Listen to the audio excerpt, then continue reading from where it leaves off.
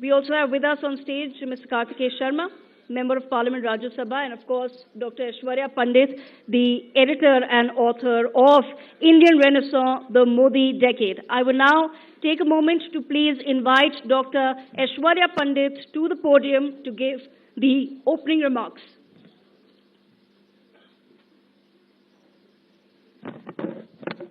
A very good evening, everyone.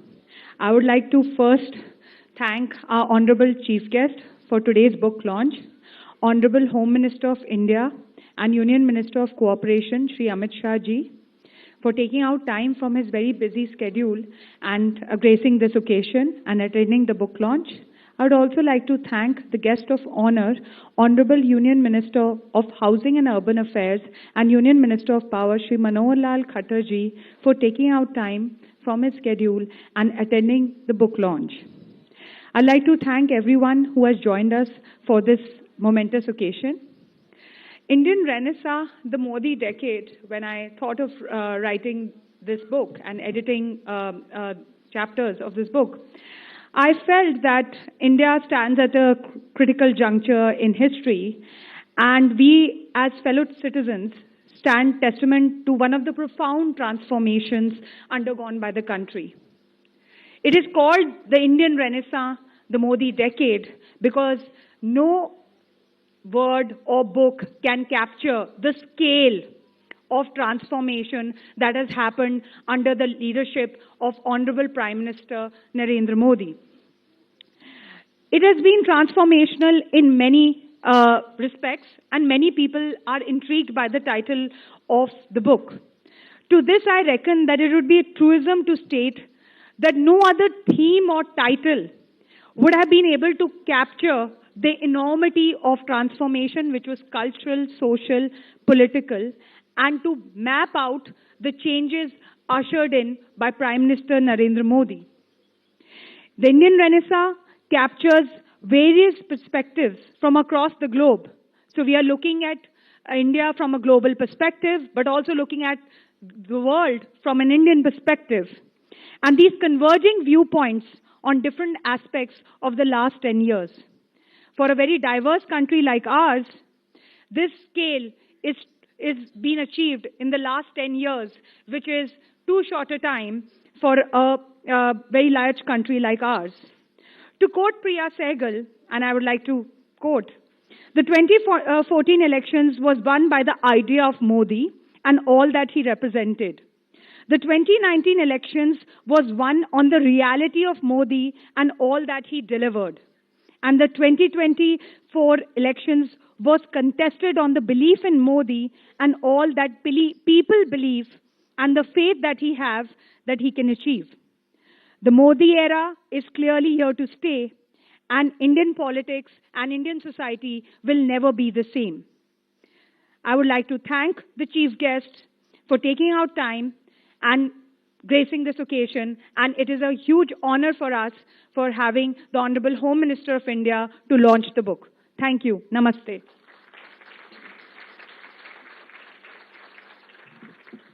Thank you so much, Dr. Aishwarya Pandit, for those words and for welcoming our chief guest, Shri Amit Shah, and our guest of honor, Shri Manohar Lal Khattar Ji, to this occasion. Without further ado, ladies and gentlemen, let us proceed to now officially unveil Indian Renaissance, the Modi Decade by Dr. Aishwarya Pandit. May I request the books to be kindly distributed to everyone who's with us on stage. Put your hands together as we unveil Indian Renaissance, the Modi Decade.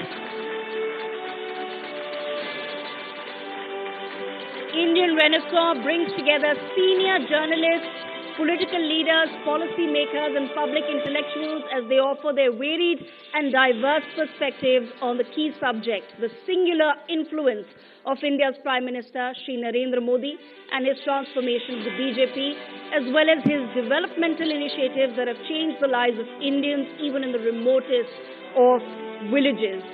The essays delve into India's relations with the world, ranging from the United States of America to the Arab countries as well. While some authors have reflected on subjects of digital revolution, education, and nationalism.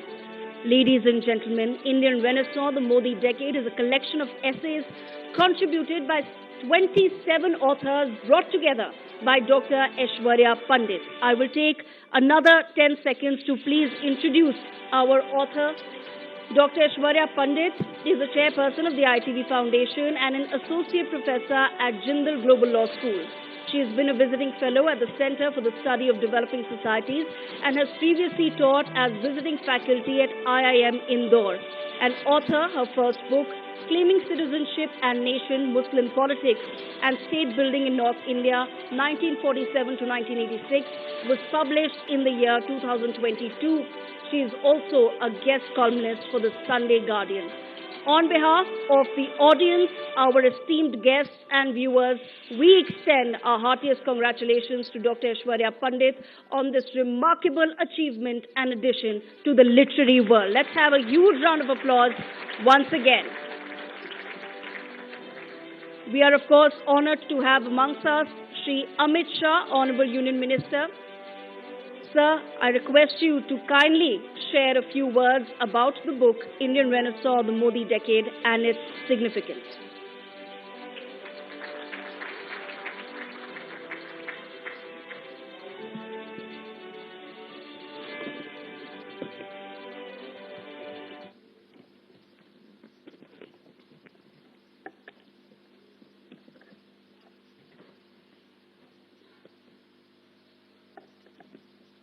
आज के इस कार्यक्रम में मेरे साथ मंच पर उपस्थित श्रीमान मनोहर लाल खट्टर जी, मोदी जी की मंत्रिपरिषद में मेरे साथी, हरियाणा के भूतपूर्व मुख्यमंत्री,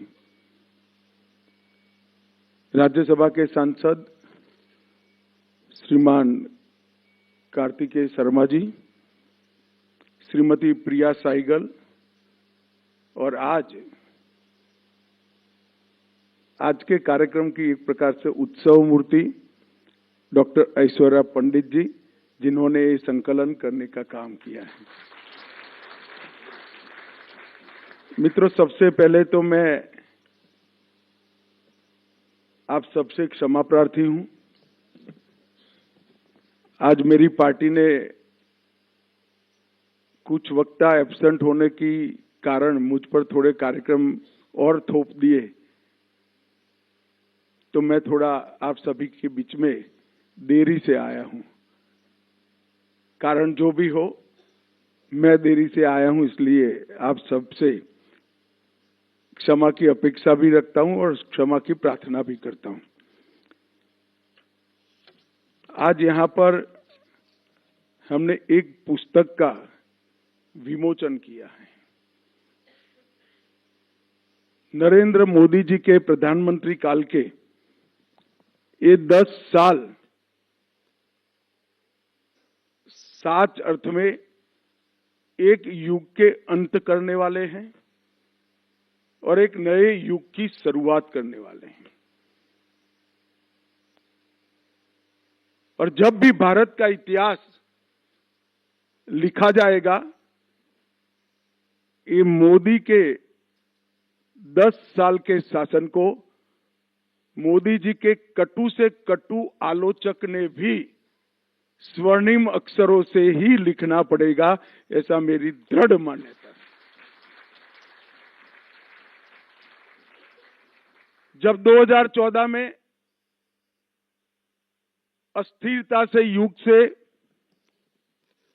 भारत की जनता ने देश को एक नए युग के अंदर प्रवेश करा, 3 दशक के बाद एक स्थिर सरकार दी और पूर्व पश्चिम उत्तर दक्षिण चारों ओर से भारतीय जनता पार्टी को विजय मिली। लद्दाख की सीट भी भारतीय जनता पार्टी जीती, कन्याकुमारी की भी जीती, द्वारिका की भी हम सीट जीते और ओडिशा आसाम में भी विजय हुआ। तो एक प्रकार से संपूर्ण विजय हुआ। इसके कई लोगों ने अलग अलग अर्थ निकाले, कई लोगों ने अलग अलग मायने निकाले, परंतु गार्डियन अखबार में किसी एक सज्जन ने बहुत सटीक अवलोकन दिया था। मैं आज आप सबके सामने रखना चाहता हूं। इन्होंने कहा था कि आजादी तो भारत को 15 अगस्त 1947 को मिल गई थी, परंतु अंग्रेजियत से भारत को आजादी 2014 में मिली है, वो मोदी जी के आदमी। और उन्होंने कहा कि आज से भारत की स्वतंत्रता का युग शुरू हो रहा है। हमारा देश 15 अगस्त 1947 से शुरू नहीं हुआ है। 15 अगस्त 1947 को हम एक लंबे गुलामी के कालखंड को समाप्त कर कर आजाद हुए। हम दुनिया की सबसे पुरानी सभ्यताओं में, हमारी सभ्यता ने चाहे विचार को अपनाना हो, चाहे विदेशी नागरिकों को अपनाना हो, चाहे भाषाओं को स्वीकारना हो, हमारी सभ्यता हमेशा खुलापन रहा है। मैं तो उस प्रदेश से आता हूं जहां पर दुनिया की सबसे छोटी माइनॉरिटी एक छोटे से जहाज में संजान बंदर पर पारसी भाई बहन आए थे, और वो आज भारत के अंदर अक्षुण्णता से रह रहे हैं। इन पर कोई प्रकार के इनके अधिकारों पर एंक्रोचमेंट नहीं हुए। और पारसियों ने भी उस वक्त वादा किया था कि हम दूध में शक्कर की तरह मिल जाएंगे, कोई विवाद बखेड़े करे बगैर अपना अस्तित्व बनाए हुए भारत के हर क्षेत्र में सबसे बड़ा कंट्रीब्यूशन करने का काम पारसियों ने किया है। अगर भारत को समझना है, भारत की सभ्यताओं को समझना है, तो इससे बड़ा कोई उदाहरण नहीं हो सकता। दुनिया में कोई ऐसा देश नहीं है जिन्होंने अनेक सभ्यताओं को अपने अंदर समाहित कर कर अपनी सभ्यताओं को मॉडिफाई करते हुए आगे अपनी यात्रा की। और भारत एकमात्र देश ऐसा है जिसमें अनेक भाषाएं, अनेक संस्कृतियां, अनेक बोलियां और अनेक धर्म एक साथ अपना सह अस्तित्व और सम्मान बचाते हुए देश के विकास की यात्रा में आगे बढ़े हैं। और मोदी जी के जीतने का मतलब ये था कि वो ही संस्कृति को आगे बढ़ाना। और मोदी जी के जीतने के बाद जो 10 साल गए हैं, उसने गार्डियन अखबार के वो लेखक को सच्चा साबित कर दिया है। 10 साल के बाद अनेक प्रकार के अनेक सेक्टरों में सुधार भी हुए हैं और सेक्टर को गति भी मिली। हर सेक्टर का साइज और स्केल अनेक गुना बढ़ाने का काम नरेंद्र मोदी जी ने किया है।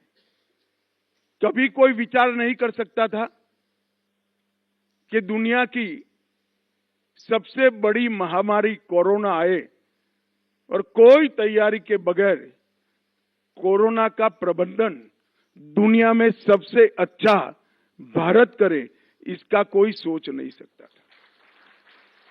उस वक्त मैं गृह मंत्री था, मोदी जी के साथ काम करता था। दुनिया भर के पंडित जब कोरोना आया तब अपने देश की चिंता करे बगैर वो हमारी चिंता करते थे। उनको लगता था भारत क्या करेगा, और वो सही भी थे, वो गलत नहीं थे, हमारे लिए चिंतित थे। परंतु टेक्नोलॉजी का उपयोग कर कर 130 करोड़ की जनता को टीका देने से लेकर उसको टीके का सर्टिफिकेट देने तक की पूरी प्रक्रिया इस तरह से हुई कि किसी को मालूम ही नहीं हुआ। सबसे कम नुकसान में हम बाहर आ गए। वैक्सीन भी हमारे यहां सबसे पहले बना, क्योंकि वैक्सीन बनने का प्रयास हमारे यहां सबसे पहले हुआ, और दुनिया भर के 100 देशों में वैक्सीन हमने भेजा भी। और हमारा जो उपनिषदों का वाक्य है कि संकुचित विचार नहीं होना चाहिए, वसुधैव कुटुंबकम, पूरे देश को अपना परिवार मानना चाहिए, पूरी दुनिया को अपना परिवार मानना चाहिए, उसको भी चरितार्थ करने का काम नरेंद्र मोदी शासन ने किया। मित्रों, जब 2014 में सरकार आई तब कई लोग मानते थे कि एक एक्सपेरिमेंट है नरेंद्र मोदी, मगर मैं आज कह सकता हूं भारत के अब तक के आजादी के बाद के इतिहास में और नजदीक के इतिहास में, करीब करीब 150 साल के इतिहास को 3 हिस्सों में भविष्य में बांटा जाएगा। आजादी के पहले का भारत और आजादी के बाद का भारत, एक हिस्सा। दूसरा, इमरजेंसी के आपातकाल के बाद का भारत और आपातकाल के पहले का भारत। और तीसरा, मोदी के पहले का भारत और मोदी के बाद का भारत। कोई भी इतिहासकार कितना भी क्रूर होगा, कितना भी बायस होगा, मगर ये 3 डिवीजनों को वो पार नहीं कर पाएगा, इतना मुझे विश्वास है, क्योंकि अंततोगत्वा उसको भी स्वीकृति की चाह होती है। तो सबने इस तरह से इतिहास को लिखना ही पड़ेगा। जब कोई व्यक्ति अपनी कर्मठता से, अपने विजन से, अपने साफ हृदय से, परिश्रम की पराकाष्ठा कर कर अपने देश का नेतृत्व करता है, तो इतिहास इसको नजरअंदाज नहीं कर सकता है। इतिहास को उसको देखना ही पड़ता है, इसकी नोट लेनी ही पड़ती है। मित्रों, जो मैं अंत में कहूंगा, ऐसा तय कर आया था, वो बात मैं पहले बता देता हूं। आगे मैं बताऊंगा मोदी जी के ये 10 साल में क्या क्या हुआ, हर क्षेत्र में कैसे सुधार हुए। परंतु सबसे पहले मैं जिसको सबसे बड़ी उपलब्धि मानता हूं मोदी जी की, वो बताना चाहता हूं। मैंने आजादी की 25वीं सालगिरह भी देखी है, 50वीं भी देखी है और 75वीं भी देखी है। 50वीं भी देखी है, 75वीं भी देखी है। 25वीं को मैंने 75वीं मनाने का जब शुरुआत हुआ, तब उसको हम स्टडी कर रहे थे। ये 50 साल में अंतर देखिए। आजादी की 25वीं सालगिरह मतलब सिल्वर जुबली जब मनाए, तब स्कूलों में कार्यक्रम हुए, पंचायतों में हुए, सरकारी भवनों में हुए और दूसरे दिन से देश चलने लगा। 50 साल बनाए तब भी विधानसभाओं में एक प्रस्ताव हुआ, संसद में एक प्रस्ताव हुआ और देश चलने लगा। और 75 साल बनाए तब कोरोना होने के बावजूद देश में 8 लाख से ज्यादा कार्यक्रम हुए। और पूरे कार्यक्रम की डिजाइन मुझे मालूम है, क्योंकि मेरा मंत्रालय इसकी नोडल एजेंसी था, मैं वो कमेटी का चेयरमैन भी था। मोदी जी ने हर पल इसकी चिंता करी कि हमारी युवा पीढ़ी को आजादी के आंदोलन का लंबा इतिहास 1857 से 1947 तक का 90 साल का संघर्ष नई पीढ़ी के ध्यान में आना चाहिए। आजादी के गुमनाम नायकों को देश के इतिहास में स्पेस मिलना चाहिए। 75 साल में किसी भी कालखंड में देश ने जो उपलब्धि प्राप्त की है, उसको देश ने गौरव के साथ याद करना चाहिए। और तीसरा महत्वपूर्ण बात है, 75 से 100 की यात्रा मतलब 2047 15 अगस्त तक भारत को कैसा बनाएंगे, इसका संकल्प लेना चाहिए। और उन्होंने देश की जनता के सामने रखा कि 2047 में भारत पूर्ण रूप से विकसित राष्ट्र बनेगा। दुनिया में हर क्षेत्र के अंदर, हर सेक्टर के अंदर भारत सर्वप्रथम होगा और विरासत को भी सेंटर पॉइंट में लेकर आएंगे। और मित्रों, एक प्रधानमंत्री ने लिया हुआ संकल्प आज मैं देख रहा हूं 130 करोड़ भारतीयों का संकल्प बना है और देश 2047 की यात्रा की ओर चल पड़ा है। और मुझे पर पूरा भरोसा है, मैं तो नहीं हूंगा उस वक्त, परंतु अमृतकाल जब समाप्त होगा, 2047 आएगी, भारत के युवाओं की अमाप शक्ति दुनिया में देश को नंबर 1 पर पहुंचा देगी। 130 करोड़ की जनता में एक सामूहिक हीन भाव था, सामूहिक इंफीरियरिटी कॉम्प्लेक्स था। वो इंफीरियरिटी कॉम्प्लेक्स को दूर कर 130 करोड़ की आबादी संकल्प लेकर देश को दुनिया में नंबर 1 बनाने के लिए निकलती है। इससे बड़ी उपलब्धि किसी भी शासन के लिए कोई नहीं हो सकती। और मित्रों, विकास को उन्होंने जन आंदोलन बनाया। विकास कभी सरकार की फाइलों में इधर उधर घूमता रहता था। विकास की भूख को उन्होंने व्यक्ति की महत्वाकांक्षा में प्रत्यारोपित किया और विकास की ये भूख से देश के विकास को दिशा देने का काम करा।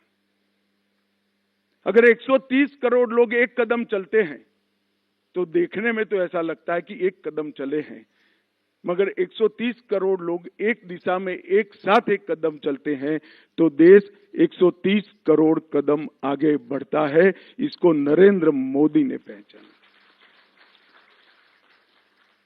और मैं अचंभित हो गया था जब उन्होंने जनता कर्फ्यू का ऐलान किया। उन्होंने कहा कि भाई आज कोरोना से देश को बचाने के लिए कोई अपने घर से बाहर नहीं निकलेगा। कोई सरकारी नोटिफिकेशन नहीं, कोई ऑर्डर नहीं, कोई कर्फ्यू नहीं, सिर्फ जनता को अपील की कि आज कोई बाहर नहीं निकलेगा। और मेरे लिए आश्चर्य है कि पूरा भारत रुक गया था। लाल बहादुर शास्त्री जी ने एक उपवास रखने का जो ऐलान किया था, उसके बाद किसी राजनेता के ऐलान को पहली बार जनता का इतना बड़ा प्रतिसाद मैंने मिलते हुए देखा। और कोरोना के सामने हमारी सफल लड़ाई का रहस्य मुझे कई लोगों ने पूछा है। मैंने सबको कहा है कि दुनिया में कोरोना के खिलाफ सरकारें लड़ती थी, भारत में कोरोना के खिलाफ भारत सरकार, राज्य सरकारें, 130 करोड़ लोग सब एक साथ लगते थे। कुछ हमारे देश के ही साथी घंटी बजाने से कोरोना चला जाएगा क्या, पुष्प वर्षा से कोरोना चला जाएगा क्या, मखौल उड़ाते थे। उनको सामूहिकता की ताकत मालूम नहीं पड़ती। दिया प्रगटाने से कोरोना नहीं जाता है, मगर दिया प्रगटाने से हर व्यक्ति सजग होता है कि मुझे कोरोना के खिलाफ लड़ना है, मेरे देश को बचाना है। घंटी बजाने से कोरोना नहीं जाता है, मगर जब पूरा देश घंटी बजाता है तो एक अजीब प्रकार की जन जागृति एक महामारी के खिलाफ लड़ने की, जिनको जनता के नेतृत्व करने का शास्त्र मालूम नहीं है, सिर्फ अखबार पढ़कर नेतृत्व करते हैं और अखबार में नाम छपाकर नेतृत्व करते हैं, वो लोग कभी भी ये कला को नहीं जान पाएंगे जो नरेंद्र मोदी ने आत्मसात करी। मित्रों, मैं मोदी जी को 1980 से जानता हूं और 80 से लेकर आज तक जो भी मोदी जी के लिए बोलता है वो ये 10 साल का जिक्र करता बोलता है, मगर ये 10 साल ऐसे नहीं जाते। कोई बहुत लिबरल होगा तो 10 साल के पहले मोदी जी के मुख्यमंत्री के काल को देखकर 2002 से देखेगा, मगर 2001 से 2025 इसको देखने के पहले इसके पहले के 40 साल देखने हैं। मैंने मोदी जी को राष्ट्रीय स्वयंसेवक संघ के प्रचारक के नाते कभी स्कूटर पर, कभी मोटरसाइकिल पर, कभी एसटी में बैठकर, गरीब से गरीब घर के अंदर बैठकर खाना खाते हुए देखा है, इसकी तकलीफों को पूछते हुए देखा है। उसके बाद में जब गुजरात में मौका मिला तब वो तकलीफों को योजनाओं में बदलते हुए भी मैंने देखा है, और जब देश भर में मौका मिला तब गुजरात छोड़कर पूरे भारत के अंदर जो संवेदनशीलता से तकलीफों को सुना था, वो पूरी तकलीफों को दूर करने का रोड मैप बन गया। अथाह परिश्रम, सेल्फलेस व्यक्ति है। इनके लिए एक शब्द स्वामी रामदास ने किया था, वैसे तो शिवाजी महाराज के लिए किया था। जब शिवाजी महाराज और रामदास जी का संवाद हुआ तब उन्होंने पूछा कि राजा कैसा होना चाहिए, तो जो जमाना था वो जमाना की व्याख्या की थी।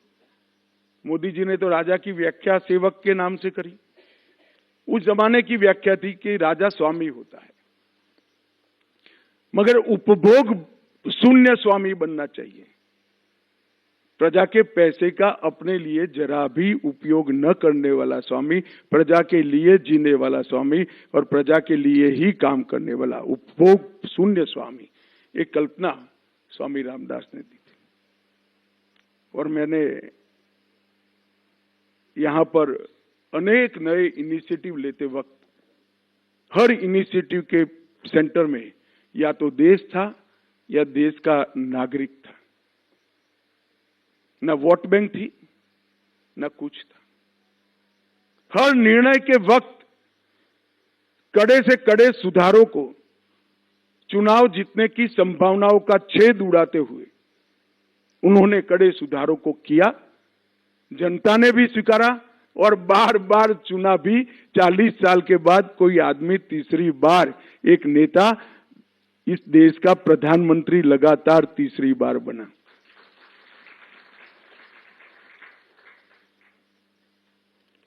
तो एक प्रकार से लेखक ने लिखा है मोदीज डिकेड, मगर मैं निश्चित रूप से मानता हूं कि मोदी जी के ये 10 साल आने वाले 25 साल की नींव है, हमारे अमृत काल की नींव है। और ये 35 साल का संपुट भारत देश को विश्व में सर्वप्रथम स्थान पर ले जाएगा, उसका मुझे पूरा भरोसा है। अब भारत को कोई नहीं रोक सकता, कोई नहीं रोक सकता, क्योंकि भारत के लोगों के जो आत्मविश्वास जगा है, वो आत्मविश्वास का जवाब किसी के पास नहीं है। एक जमाने में 130 करोड़ की आबादी बोझ मानी जाती थी। नरेंद्र मोदी जी ने 130 करोड़ की आबादी को एक प्रकार से उन्होंने उसको स्ट्रेंथ में कन्वर्ट किया और 130 करोड़ का मार्केट दुनिया को उपलब्ध करा दिया। इस देश का मार्केट कभी 130 करोड़ का नहीं था, क्योंकि 60 करोड़ लोग तो ऐसे थे जिनके परचेसिंग पावर ही नहीं था। वो 60 करोड़ गरीबों को एक ही डेकेड के अंदर, 10 साल के अंदर मोदी जी ने घर दिया, घर में गैस दिया, शौचालय दिया, पीने का पानी दिया, 5 लाख तक का स्वास्थ्य का खर्चा पूरा सरकार ने उठा लिया, 5 किलो अनाज उनको पीने के लिए दिया और खाने के लिए दिया और कई सारी सुविधाएं दे दी। तो जिसके लिए 5-5 पीढ़ी से वो 60 करोड़ लोग संघर्ष करते थे, वो 60 करोड़ लोगों के संघर्ष को एक दशक के अंदर ही उन्होंने समाप्त कर दिया। अब उसके लिए समस्या है कि मैं करूं क्या। पहले तो रोज खाने के लिए करते थे, 5 किलो अनाज मिल गया, पीने का पानी बाहर से खरीदना पड़ता था, घर में नल आ गया, शौचालय आ गया, इलाज फ्री हो रहा है। अब उसको लगता है मेरे घर में फ्रिज आना चाहिए, मेरे घर में पंखा आना चाहिए, मेरे घर में बाकी सुविधाएं आनी चाहिए। और देखते देखते देखते 60 करोड़ का हिस्सा एक बड़े मार्केट में तब्दील करने का काम नरेंद्र मोदी जी ने किया है और उनकी सारी बेसिक सुविधाएं एक 10 वर्ष के अंदर समाप्त कर दी। मोदी जी चाहे शासन में गुजरात में रहे हो या भारत के प्रधानमंत्री रूप में रहे, हर बार हर साल एक नया काम और एक नई युग परिवर्तनकारी, एक युग का अंत कर नए युग को लाने वाली शुरुआत करी। इन्वेस्टमेंट समिट में 2003 में उन्होंने वाइब्रेंट गुजरात की शुरुआत की। 2004 में गांव में 24 कलाक बिजली देने की शुरुआत की। 2005 में मुख्यमंत्री चिरंजीवी स्वास्थ्य बीमा योजना की शुरुआत की। 2007 में वन बंधु कल्याण योजना की शुरुआत की। 2009 में गुणोत्सव शुरू किया। 2010 में खेल महाकुंभ शुरू किया और 2012 में मुख्यमंत्री अमृतम शुरू किया। और हर चीज के नीचे आप जाएंगे तो पूरे समाज के विकास का खाका खींच। एक गांव में 24 घंटा बिजली पहुंचने से शहरों की तरफ की दौड़ भी खत्म हो गई, उनका स्वास्थ्य भी सुधरा, उनकी शिक्षा भी सुधरी और उनके लिए रोजगारी के अनेक काम गांव में ही हो गए। कई बार मुझे विचार आता है कि 75 साल तक क्यों नहीं हुआ। क्या कोई करना नहीं चाहता होगा? ना, ऐसा नहीं है। 75 साल तक जो मुख्यमंत्री या प्रधानमंत्री बने, उनका बैकग्राउंड कॉमन मैन का नहीं था, उनका देश की समस्याओं को समझने का इतना बड़ा यात्रा नहीं था। इसके कारण ये परिवर्तन हुआ और उन्होंने ढेर सारे काम ऐसे किए कि पूरी दुनिया ने अपने आप को, पूरी दुनिया के देशों ने इनकी सिद्धियों को एक्नॉलेज किया। आज देश में कोई भी राष्ट्राध्यक्ष ऐसा नहीं है जिसको 16 देश के, जैसे हमारे यहाँ भारत रत्न है, ऐसे सर्वोच्च नागरिक पुरस्कार प्रदान हुए हैं। नरेंद्र मोदी एकमात्र देश। 16 देश जब स्वीकार करते हैं कि बड़ा नेता है जिन्होंने हमारे देश के जीवन में भी बदलाव किया है, तब जाकर ये स्वीकृति जो होती है इसकी व्याख्या हो जाती। जन भागीदारी से, जन भागीदारी को जन आंदोलन बनाने का काम किया। देश का प्रधानमंत्री, मैं अभी सफाई कॉलोनी में जाकर आया हूं। मैं महात्मा गांधी के बाद सफाई करने वाला पहला नेता, देश में सफाई का नाम बोलने वाला पहला नेता नरेंद्र मोदी है। और मैं अखबार का नाम देना नहीं चाहता, काफी लोगों के मुंह या इधर उधर हो जाएंगे, मगर 15 अगस्त पे जब उन्होंने कहा कि मैं हर घर में शौचालय बनाऊंगा, तो अखबार ने कहा था, 2 अखबारों ने लिखा था, यही बाकी रह गया था कि लाल किले से कोई प्रधानमंत्री शौचालय बनाने की बात करेगा। जो लुटियन में रहते हैं, इसको टॉयलेट का अर्थ मालूम नहीं है। पूर्वांचल में जाकर एक 16 साल की बच्ची खुले में शौच क्रिया करने जाती है, तब उसकी शर्म का एहसास हम लोगों को नहीं है। ये नरेंद्र मोदी को था। आज 13 करोड़ घरों के अंदर शौचालय देने का काम नरेंद्र मोदी जी। जब 12 करोड़ घरों में गैस का सिलेंडर देते हैं, तब हंसते हैं कि सिलेंडर इस जमाने में। जिनके घर में धुएं से, चूल्हे से खाना पकता है और खाना पकाने वाली माता का फेफड़ा फाइब्रोसिस से ग्रस्त हो जाता है, उसको मालूम पड़ेगा कि चूल्हे ने जीवन में कितना बड़ा परिवर्तन किया है। इस देश में 20,000 गांव ऐसे थे 75 साल के बाद बिजली का खंभा भी नहीं पहुंचा था। आज देश का हर घर बिजली से युक्त हुआ है। यहां जो मीमांसा करते हैं उनको ये सारी चीजों का मूल्य शायद ही समझ में आएगा। और ऐसी तो कई सारी योजनाएं हैं जिन्होंने लोगों का जीवन परिवर्तित कर दिया, सबको विकास की यात्रा में जोड़ा। जिसका घर 8 घंटे धुएं से भरा रहता हो वो देश का नहीं सोच सकता। जिसके पास अपने स्वास्थ्य की ही व्यवस्था न हो वो देश के स्वास्थ्य की चिंता नहीं कर सकता। जिस बच्ची के पास टॉयलेट ही न हो वो बच्ची कलेक्टर या डीडीओ बनने का स्वप्न नहीं देख सकती है। इतनी बड़ी आबादी को हमने उनके भाग्य पर छोड़ा था। और 2014 में मोदी जी के आने के बाद ढेर सारे परिवर्तन हुए और वो परिवर्तनों ने देश को आगे बढ़ाया। एक 10 साल के अंदर 25 करोड़ लोग गरीबी रेखा के बाहर आए। 80 करोड़ लोगों को मुफ्त राशन मिल रहा है। 12 करोड़ से ज्यादा टॉयलेट्स बने, शौचालय बने। 4 करोड़ से ज्यादा लोगों को अपना घर मिला।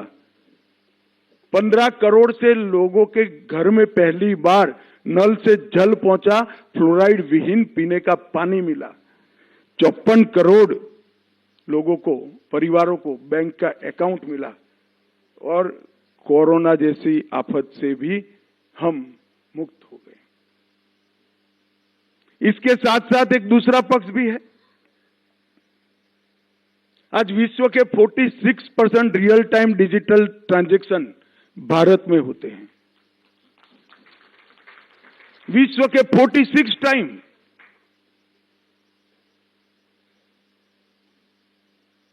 और हमारे यहां, मैं आज भी मेरे कॉन्स्टिट्यूएंसी में जाता हूं, सब्जी बेचने वाली आती है, वो मेरी पत्नी को पूछती है, भाभी जी मोबाइल वाला नहीं है, मोबाइल से दे दो ना। तब आश्चर्य लगता है, अच्छा भी लगता है। 7 दशकों से कश्मीर की प्रश्न को उलझाकर रखा था। धारा 370 के लिए संघर्ष करते थे। एक ही 10 साल में 370 समाप्त कर 2 करोड़ 80 लाख लोग कश्मीर में टूरिज्म में जाते हैं। 33 साल के बाद कश्मीर में नाइट शो थिएटर चालू होता है। और 33 साल के बाद कश्मीर में ताजिया भी निकलता है।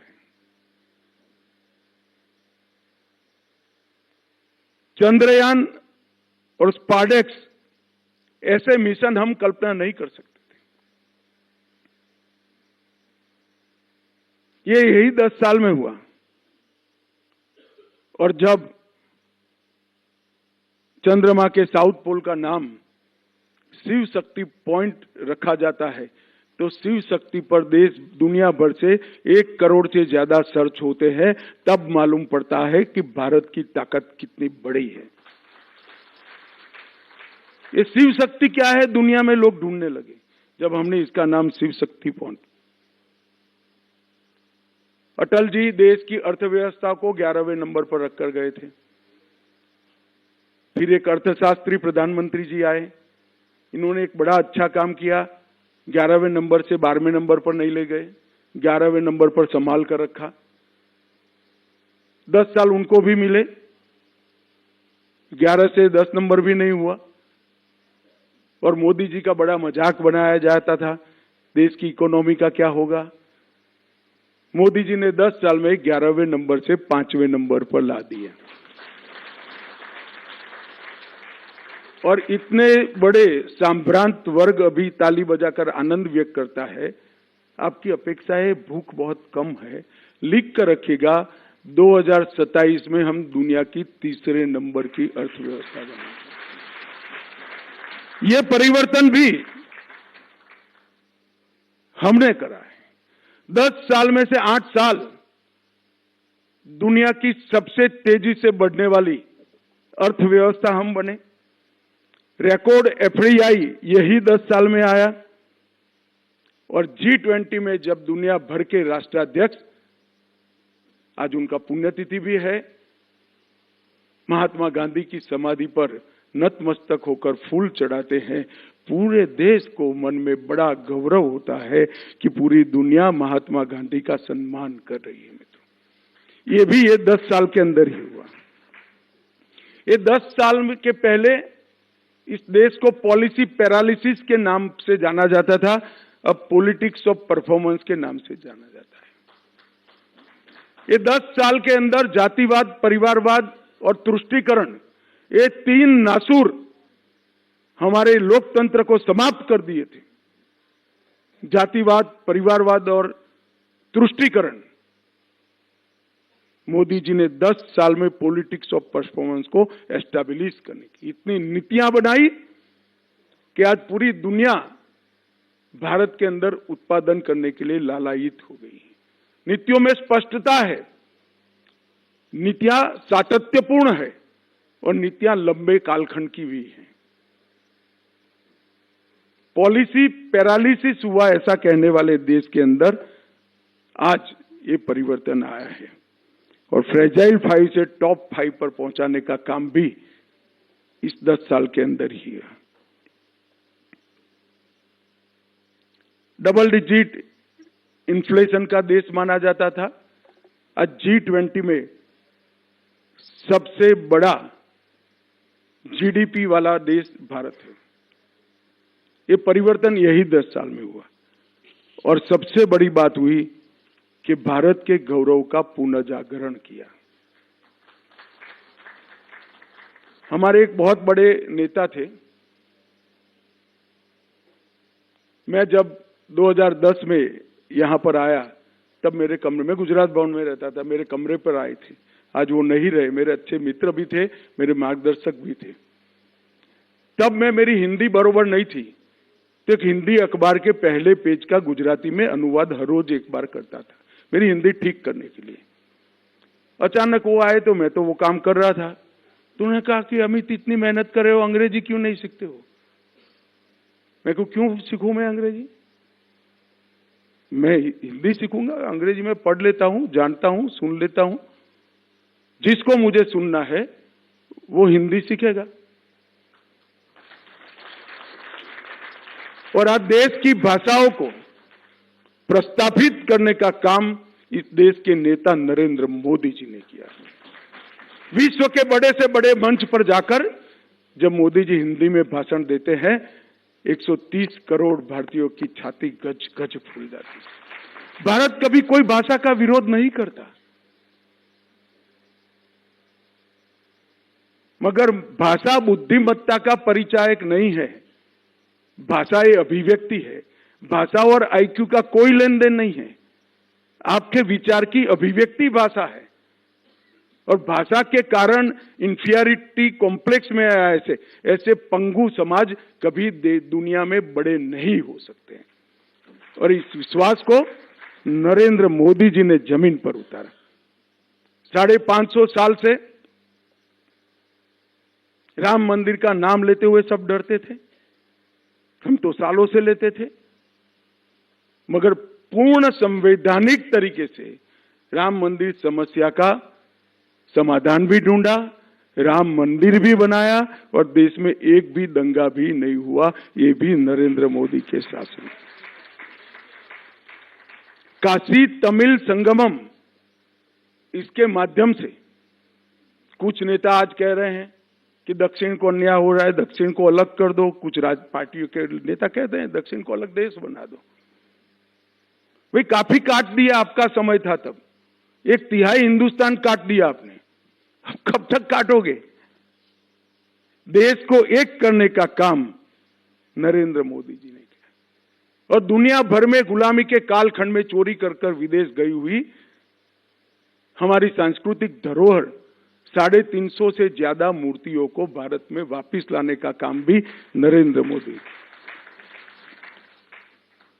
राष्ट्रीय मैनस्क्रिप्ट मिशन के द्वारा 5 करोड़ से ज्यादा पांडुलिपियों को उन्होंने जोड़ने का काम किया, संरक्षित करने का काम किया और पीएम विकास के माध्यम से हमारे ट्रेडिशनल मार्केट को भी बढ़ाने का काम किया। इसके साथ चंद्रयान 4, गगनयान, भारतीय अंतरिक्ष स्टेशन और स्पेस सुपर पावर बनने की दिशा में एक 25 साल का रोड मैप भी यही 10 साल में तैयार हुआ।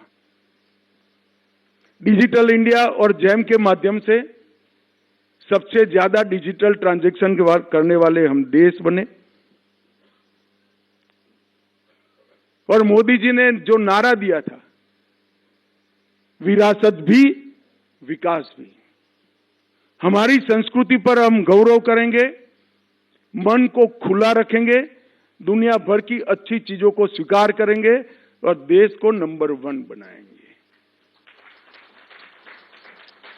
हमारा पुरातन था, इससे हम शर्म नहीं करेंगे। गुलामी की मानसिकता से पूर्णतया मुक्ति लेने का काम नरेंद्र मोदी जी ने किया।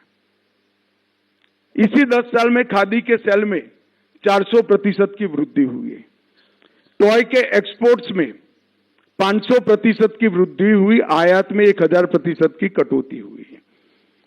और दीपावली के दिन 3.75 लाख करोड़ की मेड इन इंडिया प्रोडक्ट भी हमारे घर में खरीदने की शुरुआत हुई है। ये परिवर्तन भी ये 10 साल के अंदर आया है। हमारे 3 क्रिमिनल लॉ 1860 से बने थे, जिसका इस देश की मिट्टी से, इस देश की रिक्वायरमेंट से और इस देश के स्वभाव से कोई लेन देन नहीं था। ये तीनों को बदलकर नए क्रिमिनल लॉ लाने का काम भी इसी 10 साल के अंदर हुआ। 2000 अप्रचलित कानून जो अंग्रेजों के जमाने में थे, उसको समाप्त कर दिए। 39,000 कॉम्प्लायंस को समाप्त कर दिया। मैं पहली बार एमएलए बना तब मेरे घर पर सबसे ज्यादा लोग आते थे तो पानी मांगने के लिए नहीं आते थे, वो कम इनकम है इसका सर्टिफिकेट लेने के आते थे। नरेंद्र मोदी जी ने कहा कि मेरे देश का नागरिक क्यों झूठ करे बोलेगा, उन्होंने सेल्फ सर्टिफिकेशन की व्यवस्था कर दी। बच्चे का पिता ही कहेगा कि मैं मेरी इनकम कम है तो कर दो सर्टिफाइड। ये नए युग की शुरुआत है। और मित्रों, पहली बार मातृशक्ति का 33% आरक्षण देश की विधानसभाओं में और लोकसभा में यही हुआ। जय जवान जय किसान के साथ ये दोनों के महत्व को जरा भी कम करे बगैर जय विज्ञान और जय अनुसंधान जोड़कर रिसर्च एंड डेवलपमेंट के क्षेत्र में भारत को टॉप पर ले जाने का काम किया और कई सारी इमर्जिंग इकोनॉमी को गति देने वाली गतिविधियों को भारत उसका फाउंडर कंट्री बने, इसके लिए काम किया।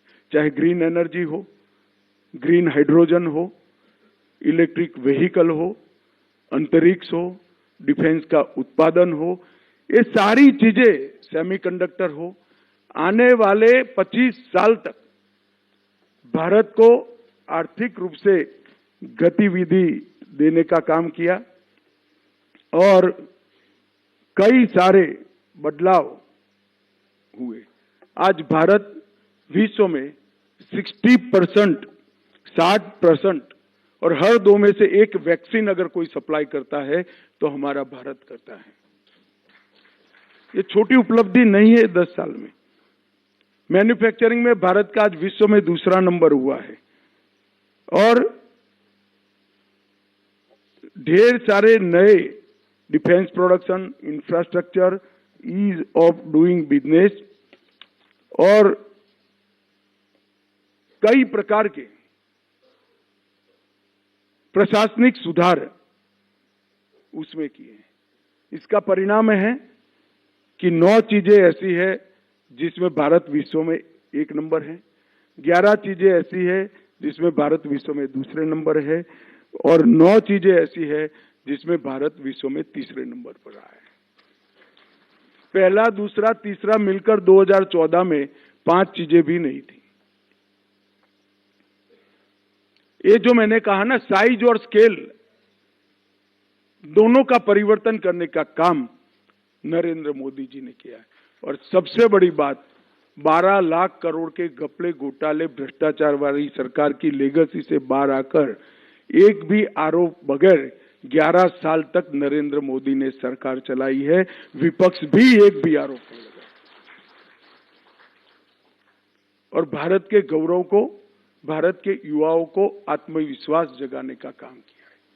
जिस प्रकार से स्टार्टअप बढ़े हैं, वो बताता है कि हमने भारत के युवाओं का आत्मविश्वास जगा। इसीलिए पूरा विश्व इंडियाज मोमेंट की बात करता है। और भारत में भविष्य देखने वाले दुनिया के देश बढ़ते ही जा रहे हैं। और इसीलिए मैं कहता हूं कि ये 10 साल के साथ साथ एक लंबा रोड मैप भी मोदी जी ने दिया है। 2025 में भारत का पहला क्रू मिशन गगनयान, 27 तक तीसरे बड़ी अर्थव्यवस्था बनना, 30 तक $206 बिलियन ईवी मार्केट का टारगेट, $300 बिलियन की बायो इकोनॉमी का टारगेट 2030 तक, 2030 तक 2 ट्रिलियन का एक्सपोर्ट का लक्ष्यांक, 2035 तक विश्व में अंतरिक्ष स्पेस में अंतरिक्ष स्टेशन स्थापित करना, 2036 में ओलंपिक की मेजबानी करना, 2040 पर मैन ऑन मून, चंद्रमा का पर मनुष्य पहुंचाने का मिशन, और 2047 में पूर्ण रूप से विकसित भारत का विजन। ये 10 वर्ष के नींव डालने का एक कार्यक्रम 25 साल बाद हमारे आजादी के लिए बलिदान देने वाले हमारे आजादी के शूरवीरों ने जो कल्पना करी थी, वो कल्पना का भारत होगा। हम पूर्ण रूप से विकसित भी होंगे, दुनिया में भारत का दबदबा भी होगा, और पूर्ण रूप से भारतीय भी होंगे। इसका गारंटी नरेंद्र मोदी के इस 10 साल ने निश्चित किया। और नरेंद्र मोदी के 10 साल, ये पूरा विश्व भले 10 साल के रूप में देखा, मैंने ऊपर ऊपर से देखा है सभी आर्टिकलों को, वो 10 साल को ही देख सकते हैं। जो वट वृक्ष का एक बीज होता है, उसको किसान ही जान सकता है कि वट वृक्ष का आयुष्य 500 साल का होता है, और उसका जीवन भी 500 साल का होता है। और सबसे बड़ा वृक्ष विश्व में कोई है तो वट वृक्ष है। ये 10 साल भारत के लिए वट वृक्ष के बीज के समान है। आने वाली सदियों तक यहीं से पैर रखकर महान भारत की रचना होने वाली है।